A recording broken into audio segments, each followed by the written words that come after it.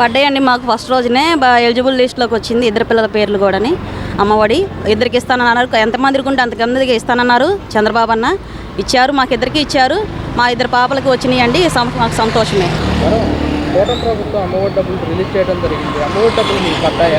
పడ్డాయండి మాకు ఫస్ట్ రోజునే ఎలిజిబుల్ లిస్ట్లోకి వచ్చింది. ఇద్దరు పిల్లల పేర్లు కూడాని అమ్మఒడి ఇద్దరికి ఇస్తానన్నారు. ఎంతమందికి ఉంటే అంతమందికి ఇస్తానన్నారు. చంద్రబాబు అన్న ఇచ్చారు, మాకు ఇద్దరికి ఇచ్చారు. మా ఇద్దరు పాపలకి వచ్చినాయండి. మాకు సంతోషమే. ఒక మనిషికి వచ్చి అమౌంట్ 13,000 పడ్డాయండి. మేనేజ్మెంట్ ఉంటుంది కదండి, వాళ్ళకి ఇవ్వాలిగా, ఆ మేనేజ్మెంట్కి ఇచ్చారు. Okay madam. ఉన్న దాంట్లో కొద్దిగా ఫీజులు కట్టుకోగలం, సంతోషంగా ఉంది. ఇట్లాంటివి ఇంకా ఎన్నో చేయాలని మేము కోరుకుంటున్నాం.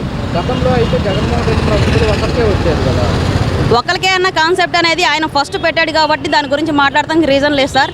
చంద్రన్న అప్పుడు పెట్టలేదు, అంతకుముందు కూడా చంద్రన్న పరిపాలనలో ఉన్నప్పుడు ఇలాంటి కాన్సెప్ట్ ఏం లేదు. కాకపోతే జగనన్న వచ్చిన తర్వాత గ్రహించి పిల్లల గురించి ఇది అని చెప్పిన తర్వాత చంద్రన్న చేశారు. మేము కూడా డబుల్ ఇస్తామన్నారు. అది వాళ్ళ ఇష్టము. మమ్మల్ని ఇంకా పరిపాలించాలని ప్రజలను అర్థం చేసుకోవాలని వాళ్ళు ముందుకు రావాలని మేము కోరుకుంటున్నాము. అంతేగాని జగనన్న వేరు, చంద్రన్న వేరు, అదే ఇలాంటివి మేము చెప్పమండి. కాకపోతే ఏ పరిపాలన బాగుంది అనటానికి కూడా లేదండి. ఎవరు వచ్చినా కానీ ఖచ్చితంగా మంచి చేస్తారు. ఎలా అనిపిస్తుందమ్మా వచ్చిన అమౌంట్ని ఎలా యూజ్ చేసుకుంటారు? పిల్లల ఫీజులు కట్టుకున్నాము, పుస్తకాలు కొనుక్కున్నాము. గవర్నమెంట్ స్కూల్లో కూడా వేయాలనుకుంటున్నాం నెక్స్ట్ ఇయర్. ఇంతకు మించి ప్రభుత్వం ముందుకు నడిస్తే మేము కూడా ముందుకు నడుస్తాము. అలా చూసుకుంటే కనుక మహిళలకు కూడా 1500 ఇస్తామని చెప్పి దాన్ని కూడా కసరత్తు చేస్తున్నారు. అలాగే ఉచిత బస్సు ప్రయాణం అంటున్నారు, దాన్ని కూడా సత్యవంతంగా చేస్తున్నారు. ఎలా అనిపిస్తుంది? ఉచిత బస్సు అంటే మాత్రం పెట్టమాకండి చంద్రన్న గారు, మీకు దయచేసి చెప్తున్నానండి.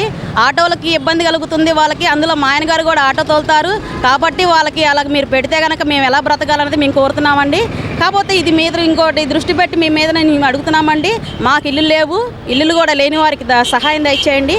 మాకు పిల్లలకి ఇచ్చినందుకు మీకు వందనాలు. ఇలాంటివి ఎన్నో చేయాలని మేము కోరుకుంటున్నాము. 1500 అంటారండి, అది మీ ఇష్టము.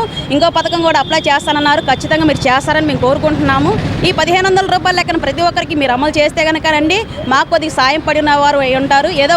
ఏదో చిన్న వస్తువులన్నా తెచ్చుకుంటానికి కానీ ఇబ్బందిగా ఉండదండి. మాకు కూరగాయల బియ్యమో తెచ్చుకుంటాం కదా సార్, మీరు హెల్ప్ చేయాలని కోరుకుంటున్నాము.